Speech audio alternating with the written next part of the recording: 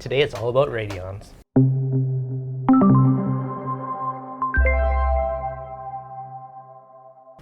What's going on, guys? Devin from ReefDudes. I'm here with Jay from Ecotech Marine talking about everything radion, kind of the history, how they get started, and where are they today? Yeah, very exciting actually. It's we're nearing, I think, a decade at this point of the radion legacy in the hobby, and it certainly started with the Gen 1 radion, which was at the time one, if not the only full spectrum LED fixture.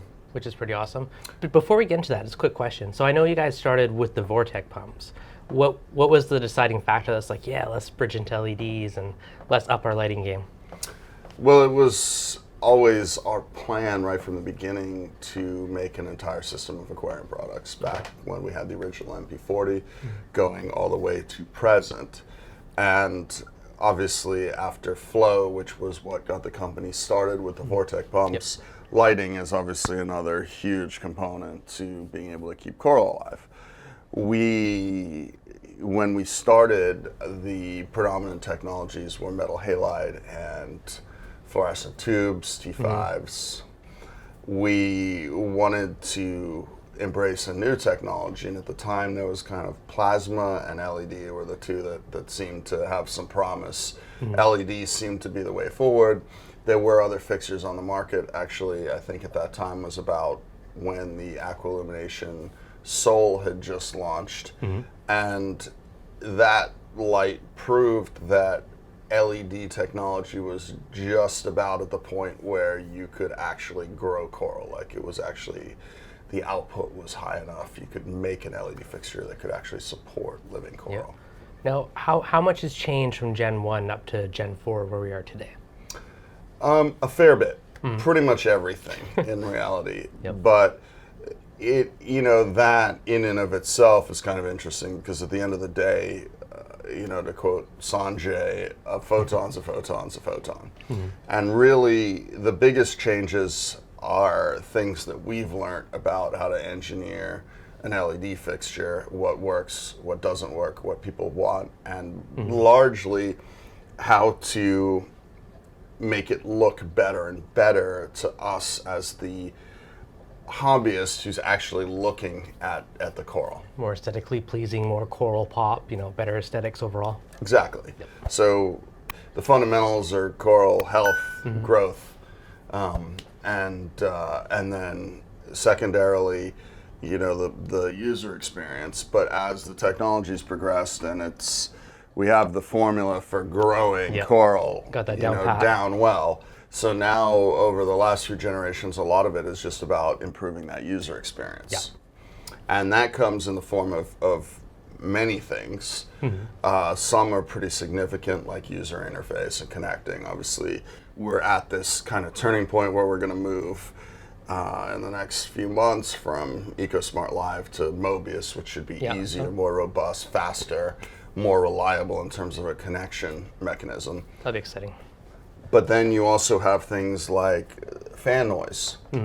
When we started out, tanks were really noisy, and we ourselves have probably had a lot to do with people expecting quieter and quieter equipment. But that's because that's always been one of our customers' main pieces of feedback, is we want it quieter. Speaking near and dear to my heart. I'm OCD about my tank being dead quiet, so I appreciate this one. And with good reason, as our houses have, gotten more minimalistic, typically, as society's moved away from clutter into cleaner, and things like quality of life, mental headspace, all of these things as we're busier. You want something more quiet, more relaxing, more beautiful for your time invested in it. And because of that, everything on these devices has basically evolved in that direction. Nice. No, that's awesome. Quieter and easier to use, win-win. Yeah, and then you've got more reliable, more efficient. More efficient is an interesting one, because actually our fixtures have stayed relatively the same wattage, if not increased in max power consumption capability. But the reality of it is that people, unless you're running a very large tank, most people turn our lights down somewhat. Power's there if you need it or once the tank really grows in.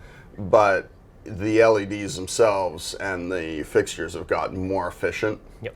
So in terms of the output, it's massively higher each generation of fixture when you're running that same wattage. Nice. So majority of the people are actually using a less of an output to get the same results in a sense. Yeah. Yeah. And because of that, we can shape that effect into other things, like being able to run a diffuser, which obviously absorbs a little bit, cuts down a little bit on your efficiency, but then if you prefer that look of the fluorescent kind of more even lighting, then you have that ability to run a diffuser accessory on it and have virtually no effect to the actual usefulness of the light in your tank. So they're all, like, even with the diffusers, so everything's still getting the same, the same spectrum, the same light. It just kind of blends it together into a little blanket around the corals.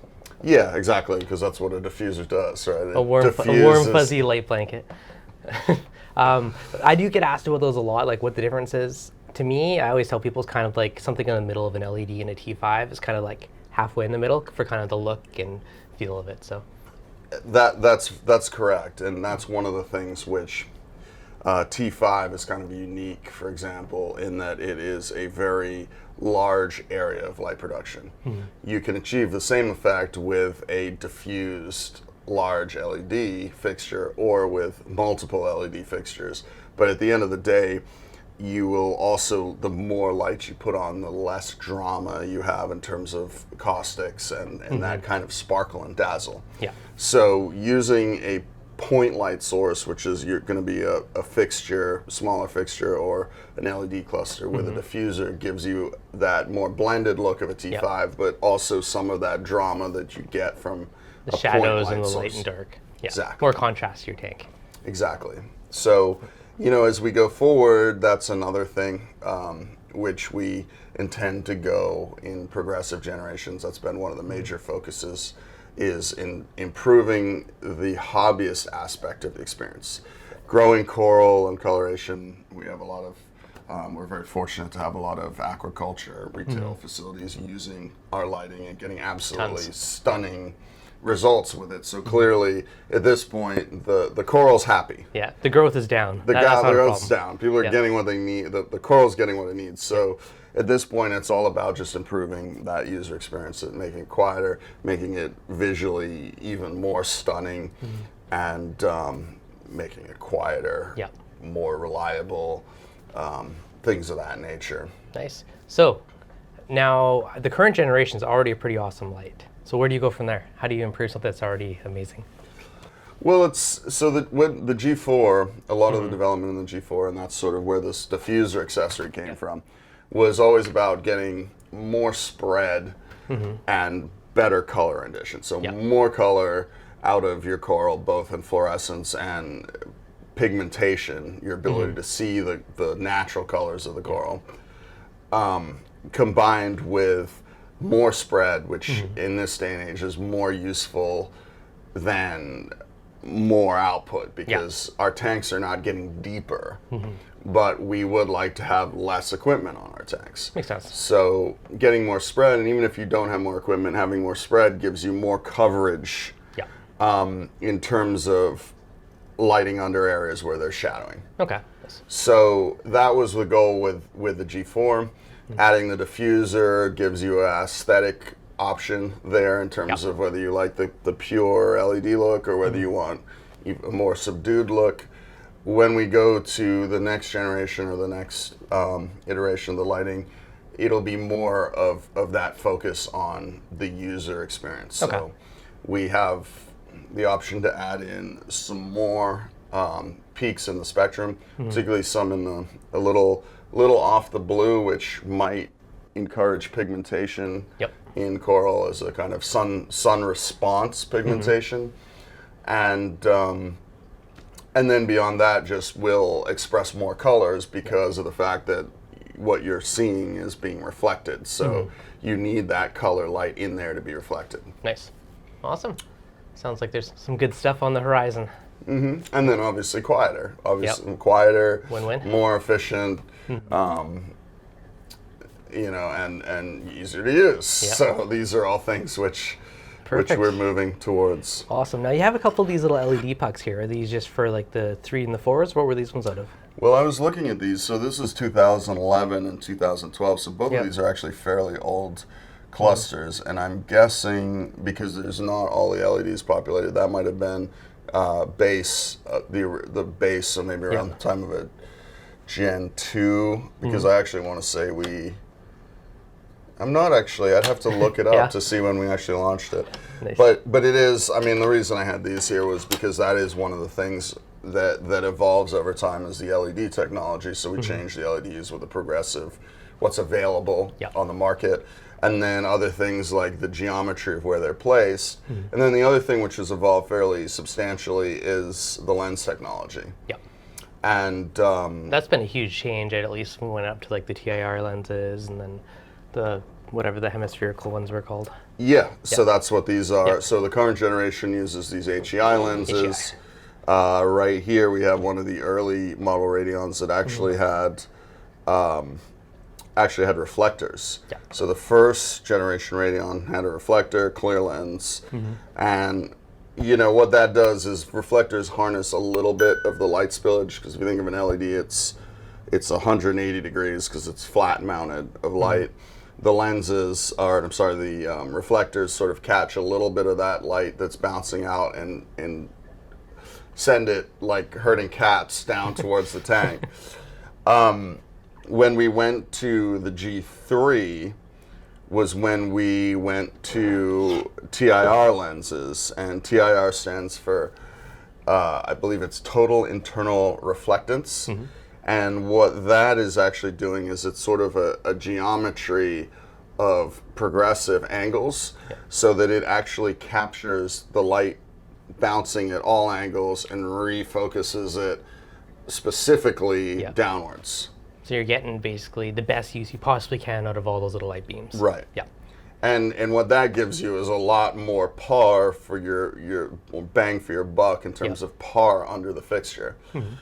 The only issue with that is that it is not the best technology necessarily for blending light. So then HEI lenses are sort of a combination of the two, which is what the current model has, which bend the light inwards and then spread it back out again. So that what happens is that off the LED you're capturing that light, and then as you put it into the tank you're blending it and dispersing it better. And we've learned, you know, there's been it was interesting looking at this too, actually, because another thing on here was, we started out, you know, CapSense was kind of the rage. So we went with CapSense buttons. And then we discovered that CapSense had some challenges because CapSense will respond to metal being near it, which obviously, depending on how you mount the fixtures, can become an issue. So that was causing the lights to do strange things because they were getting input from that. So then on the later models, we switched back to these tactile buttons, which are also easier to feel when you're reaching up on top of the fixture. No, especially if you can't see it, it's a perfect way to do it. Exactly. Nice. Well, I'm kind of excited to see what's on the horizon, because I mean, current G4s that I'm using, those things are awesome. And yeah, quieter, easier to use, all that type of good stuff. It's going to be awesome. Yeah, it's exciting, and I think, you know, this will continue to evolve. We're not quite at the end of the line yet for what we can do with this current technology and form factor, and you know, there may be progressively more of that, and then there may be some other lighting technologies or mechanisms to use LED technology in the future to light aquariums, which is also exciting. But yeah, I think at least for the time being, the modular puck is still the best way to go, because it gives you this flexibility. You can start with a few when you don't need much, or even one when you don't need much, and then as your tank grows in, you can add more. That to me was one of the bigger selling features, because my little 30-gallon tank had 2 XR15s, upgraded to my 100-something gallon tank, I just got 2 more, so kind of you weren't like had to necessarily rebuying lights, and kind of grow with you, which I thought was a pretty cool way to go. Yeah, and whereas, you know, you go to a large fixture, you get more coverage, but you lose that flexibility. If you were to downsize or you go a little bit larger, you run into this problem of how to accommodate that lighting into that. This way, just add another puck and you're ready to roll. Yep, just another cluster and off you go. And I mean, that's why on a tank with this depth, not being that deep of a tank, the XR15s are more than enough, you know, for the amount of light that I need at the bottom, even for SPS. But to get that extra coverage, I just add, you know, you add more as it grows in, and you need more light coming in at angles. Obviously, in the future, each fixture will probably cover more area. At which point you need less, and it becomes again even more efficient. Nice. In terms of power consumption and lighting. Oh, awesome. Well, thanks for the tour and the kind of the lineage of the Radion lineup. Yeah, and I mean, really, it's that's the thing. It's you know, we listen to what our customer base says about the lights, and that's a lot of things like that's where the diffuser came from, was people saying, well, I really like LEDs, I like the efficiency, I like the output, I like the color, but you know, for me personally, and I'm speaking with the royal we here, but you know, the separation of colors on the sand bed is something that I am not crazy about with LEDs. So even though that has diminished over generations of Radions, it's something we're like, well, you know, we can put a diffuser in there. We have more than enough power to spare, so you know, a diffuser is a good solution to that for people. And you know, and then the same with things like the buttons and some of these things we see internally as things that we can improve on the product. Other things, it's straight feedback from our customer Always base. improving, always building up to be more and more awesomeness. Love it. Yep, like your tank, always evolving. You know, everything's always changing. So yeah. Awesome. Well, can't wait to see what's on the horizon. Thanks so much, Jay. Yeah, anytime. What's going on, guys? Devin from ReefDudes. I'm here with Jay from Ecotech Marine. How you doing, Jay? That good? I'm doing great, Devin. Excellent. Let's go in the bloopers. Yeah, maybe we should take that one.